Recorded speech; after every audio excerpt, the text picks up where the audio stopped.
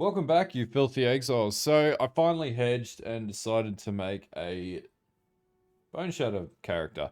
And this isn't that like lame version of Boneshatter that uses a double-handed axe that, needs 700 DPS or whatever on it. No, this is the version that uses Dawnbreaker and a one-handed axe, and you can go down and deep delve with. So it's the proper version of Boneshatter, if you want to call it that.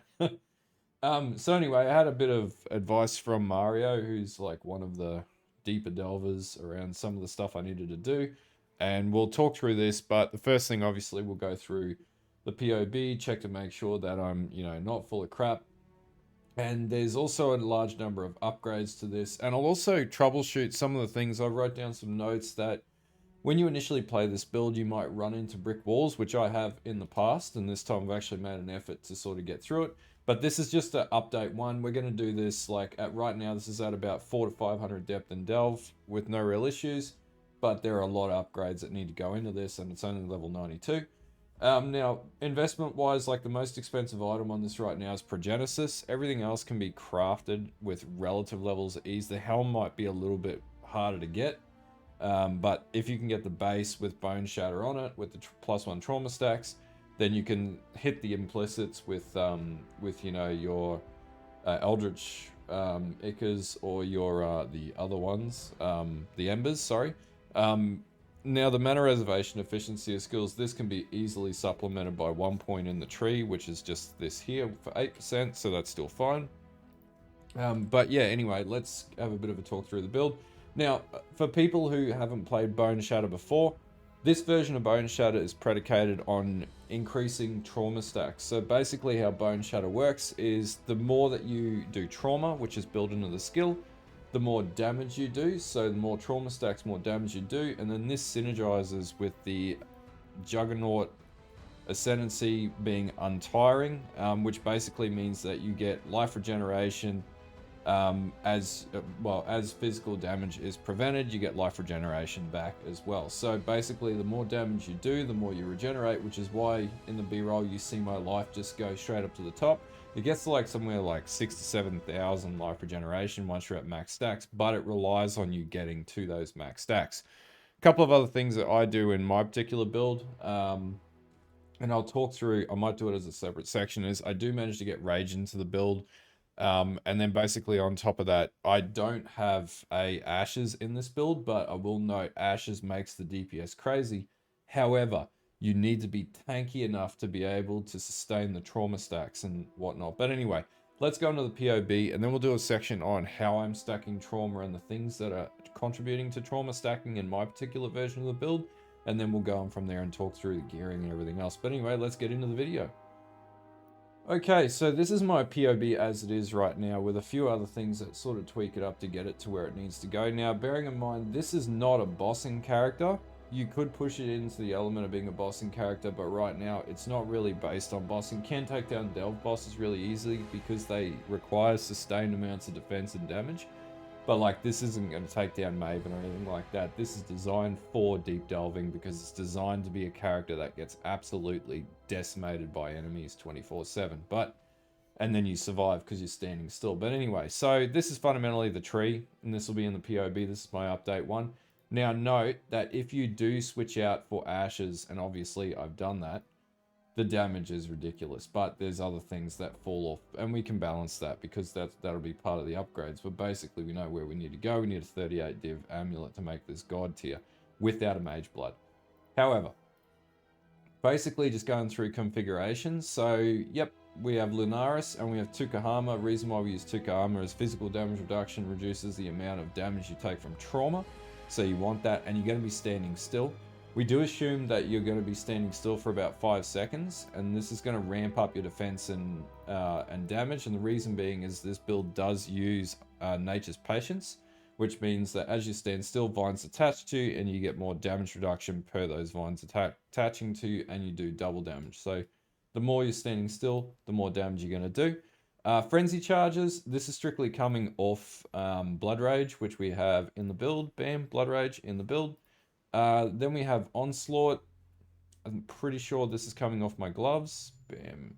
Tanu Ahi. Yep, Onslaught, 10% chance to gain Onslaught for 4 seconds when Leech is removed by filling unreserved life. So once you're at cap on Leech, then you get Onslaught, which happens quite a lot on this build because life is just basically a stat that moves up and down, never runs out really.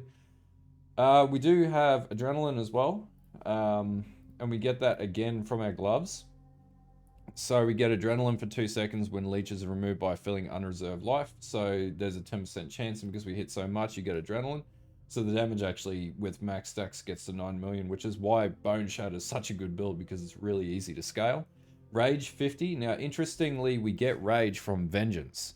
Phantasmal Vengeance, which we have here. You have 36% chance to gain 1 Rage on hit, and 30% chance to trigger this skill when hit. And because this character is reliant on getting constantly hit, we generate rage and we cap rage really quickly, which is probably one of the easiest sources to generate rage if you didn't know that.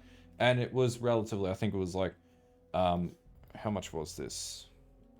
Let's have a look. Yeah, it was like 10 cents. Oh, that's what that's worth.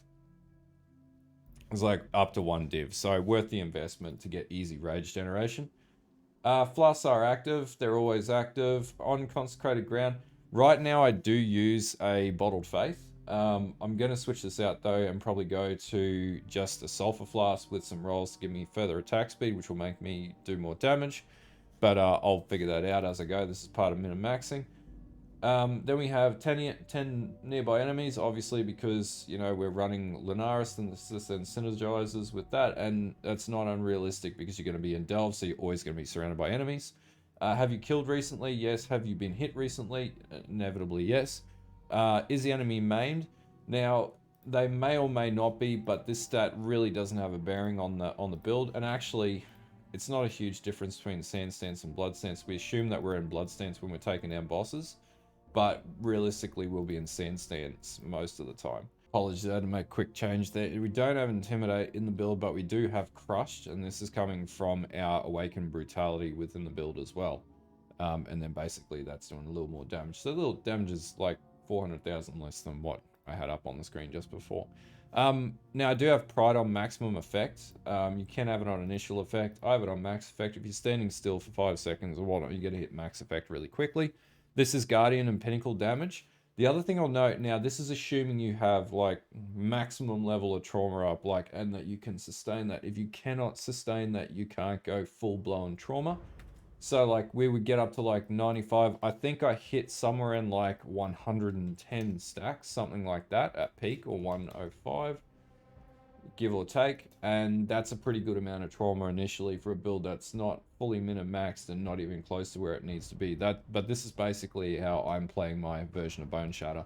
And this is, yeah, where everything's coming from in the tree. So anyway, let's talk about how we get our trauma stacking up to sort of run through some sources and basically show you how it all works. But yeah. Okay, quick note here. There's a few sources of trauma that you need to be aware of, which is why if you've tried Boneshatter and it hasn't worked for you, this is why it may not be working. So the first of all is obviously you need a high-speed weapon, right? So I have a axe here that has, you know, 26% increased attack speed with a siege axe, and then 11% increased attack speed while rare or unique enemies are nearby. So it gets stronger if you're killing rare or unique items. So that's a number one. Tanu Ahi Gloves. These are really cheap gloves. They're like 1 to 5C gloves. If you get the Implicit, they're a little more expensive. I have a corrupted Implicit that gives me 10% increased attack speed. But they natively give you attack speed, and if you get them corrupted, you get like close to 20% attack speed. In my case, I got 19. You get Leech, which you need to survive, and that's really useful for this build. Good amount of armor. But also you get Adrenaline and Onslaught, which basically just procs as your Leech caps out on your pool. So that's when you hit maximum leech and you can't leech anymore, and then bam, you have a 10% chance to get either Adrenaline or Onslaught, which happens constantly with this particular build. And that's a huge source of building up your stacks of trauma so that you can ramp it up. The other one is Rage. Rage gives you easy trauma, and as I noted, Rage is really easy getting this build with Phantasmal Vengeance, and it gives you attack speed and damage. The Helm Implicit also is going to help, so Boneshatter has 24% chance to grant +1 trauma. Which, if we have a look at the price of this particular helm, just like that stat, is like a 1 div to 2 div stat. So it's worth getting. If you can't get it with that, get it with 16%, which is a hell of a lot cheaper. Furious Assault Notables, that's another one. So basically, on my build, I have Furious Assault, which gives you 8% and then 8%. I think I've got it on this. I don't even have it on the second one. Yeah, I do, but it's not selected. That's going to give you a big advantage to having more attack speed, because the idea is stacking as much attack speed as possible. And then the next stat you're going to want to go for will be Protector Totem. Now, I don't have the right Protector Totem right now. What you actually need is Phantasmal Protector Totem and their Ancestral Protector with Enhance attached to it, which is this gem here, which gives it quality. And then that quality on Phantasmal Ancestral Protector is going to increase the amount of attack speed that you're going to get while that totem is active, which is why it's a really valuable one. Usually Phantasmal is used in a lot of melee builds, so that's going to push my damage up even further, get my stacks up. The idea is to get the stacks up as much as possible. Now, the other one is Divergent Boneshatter. So this gives you 1% increased attack speed per trauma, as long as you're at 20%. And this actually ramps up. This is why Ashes is really powerful, because you get this up to like, 36, it's at 36% right now, and you get it up to like 46%, 43%, something like that, depending on the quality roll of the Ashes. And that means that you get more attack speed, which allows you to ramp up your trauma even faster. And that's also why we use increased duration as well, because it keeps the skill up. So it keeps trauma stacking, or the trauma skill up, and as you're hitting, the trauma keeps cycling and increasing. And that's basically how Boneshatter fundamentally works, which comes back to running Enhance in the build as well, which is this. So that's more or less how you get Boneshatter to scale. Now, can you do it without Divergent Boneshatter? Yeah, you can. It's just a hell of a lot harder. It's much easier to have. We're talking like 85 stacks of trauma to 105 stacks of trauma, which means you're getting 1% attack speed per trauma stack. So that's 85% increased attack speed. So it's a self-cycling, wheel at the end of the day. Like, the faster you go, the more trauma you get, the faster you go from that trauma, and the more trauma you get, basically. That's basically how trauma works on Boneshatter to get it working. If you didn't understand how this build works, or you tried it, you're like, why isn't this working? That's why you just need more attack speed or sources of, and you need a means to keep the skill up for as long as possible. And in that case, ideally 21-20 duration is going to be a great way to do that. And that's why this is built the way that it is, and how essentially it works. But anyway, that's it for my tips on stacking trauma. Let's go into the gearing and let's talk about that. Okay, so Helm wise, we have, obviously, we just have it like, this is one that Mario actually gave me, and it's Boneshatter. With Boneshatter, you get a 24% chance to get one extra stack of trauma, which is really useful because it means you can double up on hits at 24% of the time, and get an extra stack of trauma, which will help you stack more trauma because you get faster and you hit more, and blah blah blah blah blah. And that's why you get so much trauma. But on this Helm in particular, the important stats to note are physical damage from hits is taken as cold damage, and then 8% of physical damage from hits is taken as cold damage. Because we're overcapping reses, the physical damage conversion off the trauma to cold is a good way to sort of mitigate damage as an overall from the trauma stack, so you can stack more trauma, which is how a lot of this build works. And included in the implicit 7% of physical damage taken is recouped as life. So the more physical damage that you do take, the more life regeneration you get. And this is basically the trend across this whole build. The rest of the stats don't matter too much, except for the reservation efficiency. But then we're talking about the shield does the same thing. So cold damage is then converted to fire damage 19% of the time, 13% of lightning to fire damage, and 19% of physical to fire damage. The reason why we want to convert as much to fire damage is because that's the stat that we focus on overcapping, and we run purity of fire as well. So we overcap that stat constantly. So we want to basically convert all of our other elemental damage sources to fire damage, and then convert our physical to fire to those other damage sources, and then ipso facto we then reconvert that to fire damage, and then we fully mitigate the fire damage with overcapped resistances.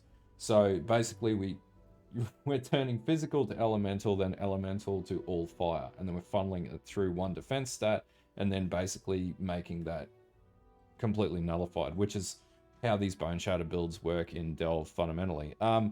In my build, I then use a Pride All's Uprising, and these are surprisingly cheap this league, so they actually turn out to be like 2 div roundabouts without charisma. Very cheap item to put on, easy way to get Pride, easy way to balance resistances without an Ashes or anything like that. And then obviously charisma roll on that.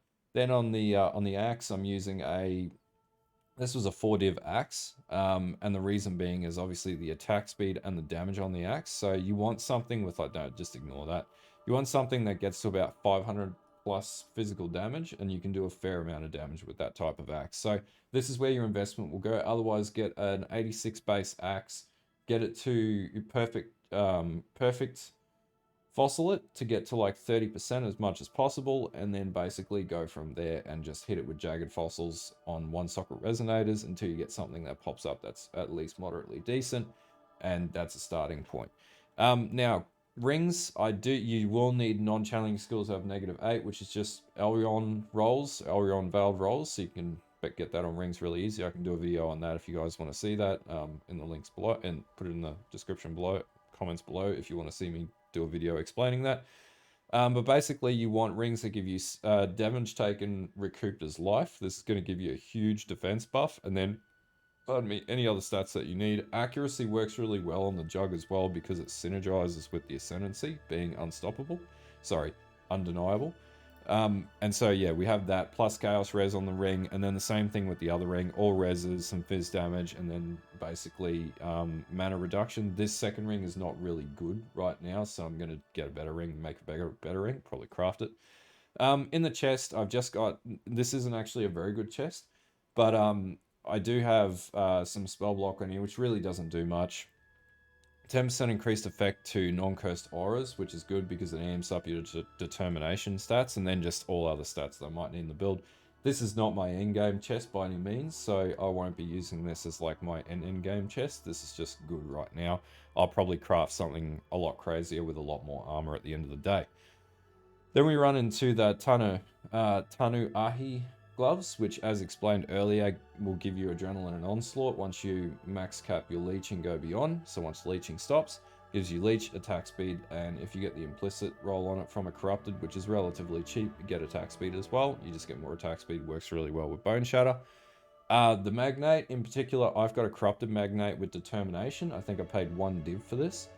This just gets your armor up because this does rely on having a lot of armor. I think I get to like 105,000 armor or something like that on this build, so it's really good.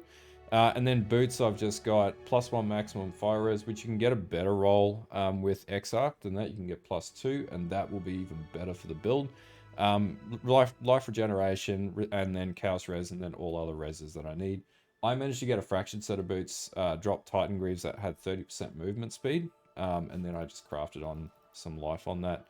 And yeah, that's it for boots. Now, flasks, I do use a Progenesis. One of the best flasks that you could have in this build is Progenesis, so if you can afford it, get it. I think it's, holy crap, it's a 40 div flask. All right.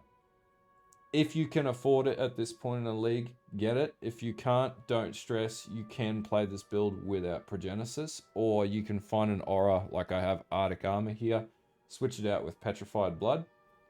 It'll do the same thing. And then, yeah, the rest is Bottled Faith, which I'll change out for just a normal Sulphur Flask with likely an attack speed roll. I do have a Granite Flask. You do not need Critical Strike. This is not a good Granite Flask. So anything better than this is going to be an advantage.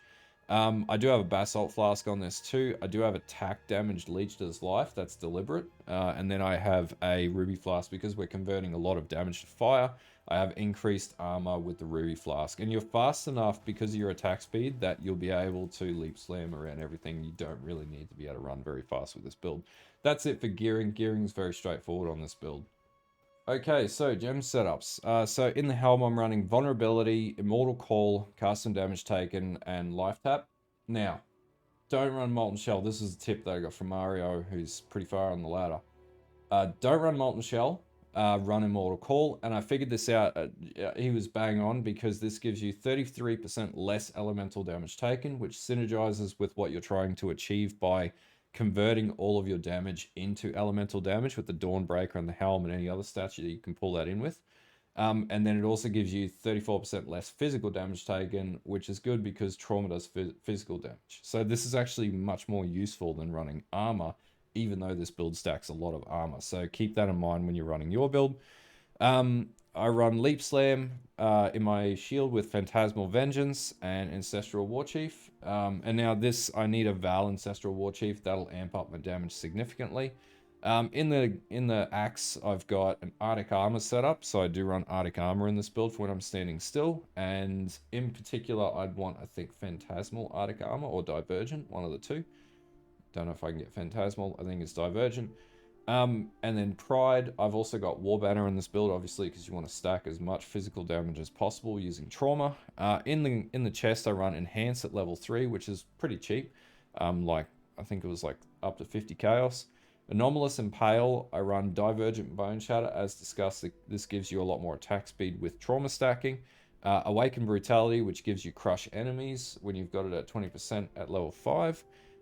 21 Ruthless and 1920 right now, but it'll be 2120 increased duration because you want to increase the duration that your trauma is up, and that means you can stack more trauma within a longer amount of time. Then in my gloves, I use Ancestral Protector, multiple totems, Blood Rage, which I just self-cast. And then in my boots, I run Determination, Enlighten level 3, Flesh and Stone, and Purity of Fire. It's basically a really simple build to gear up in that respect.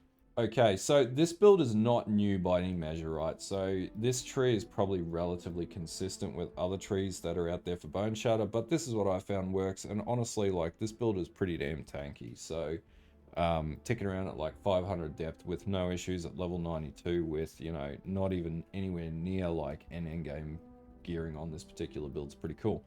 So we come down from the Marauder Ascendency, we pick up Born to Fight, we're going to get Versatility, come down, I grab Prismatic Skin and also Corrupted Blood Immunity. You can get it on a gem, but if you can with all the right stats, it's going to cost you a lot, so this just gets around that. I do have a Watcher's Eye. In that, I have 9% of physical damage from hits taken as fire damage while affected by Purity of Fire, and then 25% increase to Impale because it does use Impale, and I have Pride in the build.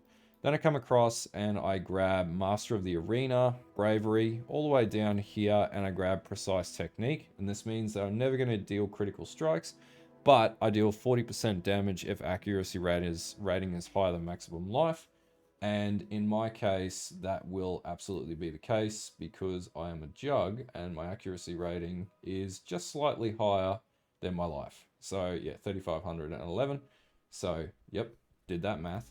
I do have some tattoos in here to push up my cold res, which was an issue in my build. And the other way that I get Fortify in the build is actually using a tattoo here on the strength node, which gives you on a tattoo of the PA merely hits Fortify. You can only have one of these tattoos in your build, but that means that you get Fortify into the build, which if we have a look at the PoB, if we're ticking that on and off again, I've got Fortify. Oh yeah, I actually have way more defense than what I thought I did. It's the difference of like 53,000 effective hit pool, so this is a very tanky build already where it's at. Then we come down, we grab Solar Steel. This gives us +1 to maximum resistances and a shit ton of armor. Then we'll come down, I grab Champion of the Cause. I grab Bastion Breaker. I also get hits have 40% chance to ignore enemy monster physical damage reduction. So basically true damage if we're talking League of Legends terms here. Then I grab Hatchet Master. This gives us Onslaught as well for 4 seconds on kill. Golem's Blood, and I'm going to pick up Cloth and Chain, and also in there every 4 seconds generate life equal to 1% of armor over 1 second, because that's a really useful stat to have. I do have some more tattoos down here, which are explodey tattoos. I'm probably going to stack up maybe, I don't know, 6 to 10 of those, so I have 20%, so that I do more explode. And then I also have Tribal Fury. This gives me melee splash, and I have non-val strike skills target 1 additional enemy nearby.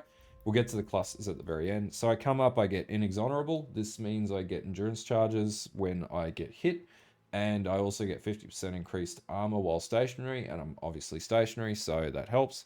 I get Juggernaut, 20% armor per second you've been stationary, again stacking stationary defense. Then I come up, I grab Cleaving, Slaughter. I have a couple of jewels in here which damage is converted to life. And then I have attack speed for axes, melee weapons. This is actually a really good jewel that I got off Mario. But if you can get anything close to this with life on it, even better. I then grab Barbarism, +1 to maximum fire res. Then I come up and get Sanctum of Thought. I have Divine Shield as well, so 3% of physical damage prevented from hits recently is regenerated as Energy Shield, so I have a little bit of Energy Shield in here too to build up my effective life pool. And then I also have 10% of armor also applies to chaos damage taken from hits, which means that your armor is applying to 10% of your chaos damage that you're taking, which means chaos damage has a little bit less effect. Now, we're talking about clusters. My clusters are not optimized right now, so the best one that I would recommend getting is actually this one up here. So I'd get Battle Hardened and Master the Fundamentals. And this is going to give you increased physical damage, elemental resistance, and it's going to give you 30% increased armor and physical damage. You can get Furious Assault on these too, so 2 more points gets you Furious Assault. Now, I do use Pure Might in this build too, which means that Purity of Fire has 80% increased mana reservation efficiency, which is really useful, so you can get your stats to where they need to be. So I only have 2 mana cost of Boneshatter, and everything else is fundamentally free, or cost of life. And then, yeah, I have a mana pool that's 48, which just natively regenerates from Leech, so I don't need to worry about anything. And then I have Nature's Presence. Obviously, this comes from Natural Affinity, small cluster jewel. That's the vines that attach to you when you stand still, so you're extra tanky. Then on the second cluster, I've also got same thing, Ironbreaker and Furious Assault. I do have Master the Fundamentals, but this isn't like optimized, but this is I'm aware this is a 1.5 div point. You could also get Devastator on this, but you don't really need that with the tattoos now. And then basically I've got some really good jewels with life to 6% damage taken as life, and then some regeneration, global accuracy, attack speed, all that sort of stuff where I could fit it to amp up the damage of this build. These nodes actually give me quite a lot of damage, as in these little jewels, so they're actually pretty useful. Anyway, Ascendency wise, so Ascendancies I'd recommend would be pretty much going for Untiring first. This is going to work well when you're running Boneshatter earlier on, if you're leveling the character up with Boneshatter or anything equivalent to that. Then Unbreakable, then I get Undeniable, and then I get Unstoppable as well. And that basically does you for Ascendancies. Now, if I was going to put Forbidden Flesh and Forbidden Flame in this particular build, I'd run Indomitable, and right now it's quite expensive, but it's like a flat like 20% reduction to damage. It'll basically make you immortal. So yeah, if you can fit that in the build, I'd go for that. And the last thing I'd say is Pantheons. Man, why? Soul Lunaris and Solar Tukahama. As you can see, I haven't finished Lunaris yet. This is just really useful in Delve and Tukahama. And then I'd also level up Solaris, and this would be what you'd use for like bossing and just switch these two between these two. Anyway, that's basically the build. All right, so this is just part one. Obviously, this build can go way further. The investment in this, if you take away the Progenesis, is relatively cheap. If you had like 40 divs sitting around, or even a little less, you could achieve all these items in actually way less than 40 div. The 40 div really just comes into the Progenesis. Probably you could do everything in here, plus, the jewels that are in here and whatnot. You could do all that for like less than 30 div investment just to get it working.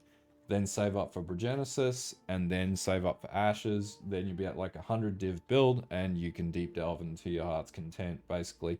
Where this is going is, I'm not going to put mageblood in this unless I get like 1,000 plus, and I can generate that level of investment easily from delve. But the goal is getting to 1,000 delve without using mageblood, which is the target right now. And I'm pretty confident this can do it. But anyway, if you got questions, hit me up in the description. Again, this build isn't anything like new. I'm not creating anything innovatively different in many ways. Like, this is pretty boilerplate. Everybody else has played the same playstyle. I'm just making some adjustments for how I play. But yeah, if you've got questions about the build, feel free to hit me up. And yeah, just bearing in mind, sword and board or axe and board is way better than two-handed axe any day of the week. And you don't need to worry about spell suppression or any of that bullshit. We just face tank our way through it. But yeah, anyway, don't forget to like and sub. Don't forget to follow the Twitch. And I'm back on track with getting content out. I'm in my new house. And yeah, anyway, I'm just wearing glasses today, which is a little different. But yeah, I'll see you guys on stream. And yeah, stay filthy.